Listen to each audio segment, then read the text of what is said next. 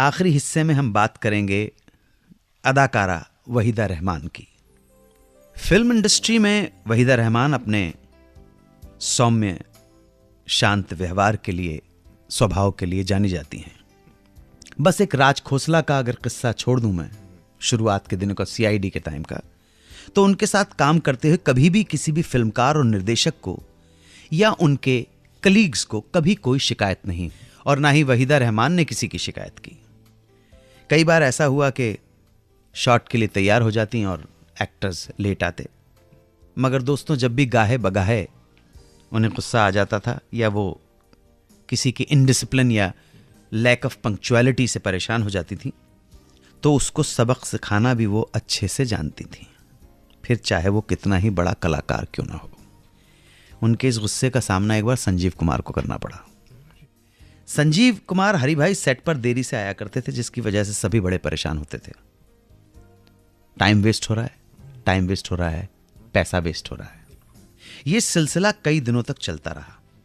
तब आजिज होकर फिल्म के एक असिस्टेंट डायरेक्टर ने वहीदा जी को रिक्वेस्ट की, वहीदा जी प्लीज कुछ कीजिए, आप ही कुछ सबक सिखाइए।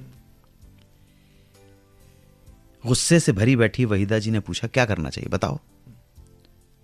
तब उसने उन्हें कहा जैसे ही संजीव जी आए आप सेट से गुस्सा होकर चली जाएं।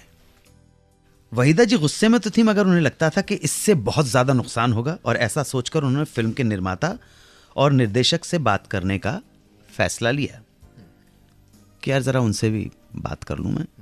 दोनों से बात करने के बाद प्रोड्यूसर डायरेक्टर ने भी मंजूरी दे दी, और यह फैसला लिया गया, जॉइंट डिसीजन कहते हैं ना, कि रोज रोज के नुकसान से अच्छा है कि एक ही दिन जितना नुकसान होना है वो हो जाए, कम से कम आगे के लिए तो ठीक हो जाए। अब इंतजार हो रहा था। वहीदा जी ने अपना सामान स्टाफ से कहकर ऑलरेडी अपनी गाड़ी में रख दिया और इंतजार करने लगे संजीव कुमार का। जैसे ही संजीव कुमार जी ने एंट्री ली, तब सब ने वहीदा रहमान को कार में बैठकर बाहर जाने का इशारा कर दिया। वहीदा जी झट से कार में बैठ गई और ड्राइवर से घर चलने को कहा। संजीव कुमार जी की कार अंदर आ रही थी, वहीदा रहमान की कार बाहर जा रही थी। दोनों ने रास्ते में जब एक दूसरे को क्रॉस किया तो संजीव कुमार ने उन्हें जाते देखा और उन्हें समझ नहीं आया कि क्या हो गया। हाथ हिलाकर बाय भी किया। अंदर पहुंचने पर पता चला कि वहीदा रहमान उनकी लेट लतीफी से तंग होकर गुस्से में वापस चली गई सेट छोड़कर। थोड़ी देर बाद जब वहीदा जी के पास फोन आया कि अब आप वापस आ जाइए, हरि भाई को अपनी गलती का एहसास हो गया और उन्होंने वायदा किया है दूसरों के टाइम का और पैसों का प्रोड्यूसर के ख्याल रखेंगे।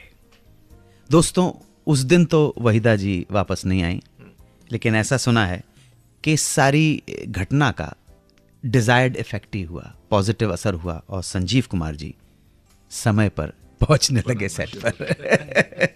चलने का वक्त हो गया है, जाना इसलिए है कि कल फिर आपके सामने हाजिर हो सकें इस प्रोग्राम में जिसका नाम है सुहाना सफ़र विद अन्नू कपूर। यादों के ख़जाने हैं और यादों से उभरे हुए नगमे हैं। नगमे यादों को ताज़ा कर जाते हैं। अगर आप कुछ पूछना चाहते हैं, आपके कुछ सवाल हों, तो हमें मैसेज कीजिए। हमारा नंबर है SMS का 55454। Please write big space then Suhana Safar and then you can write your message. आपके मैसेजेस का इंतज़ार रहेगा। हम बहुत बेसब्री से इंतज़ार करते हैं कि आपके मैसेजेस मिलें, आपके रिस्पांस मिले, ताकि हम जान सकें कि हम आपका मनोरंजन ठीक से कर पा रहे हैं या नहीं कर पा रहे हैं। आप you are free to criticise us, you are free to praise us. जो श्रोता होता है वो तो देवता की जगह पे माना गया है। And we really love you. बहुत सारी शुभकामनाओं के साथ आज इस शो को यहीं विराम देता हूं। 92.7 बिग FM पर सुनते रहिए सुहाना सफर विद अन्नू कपूर।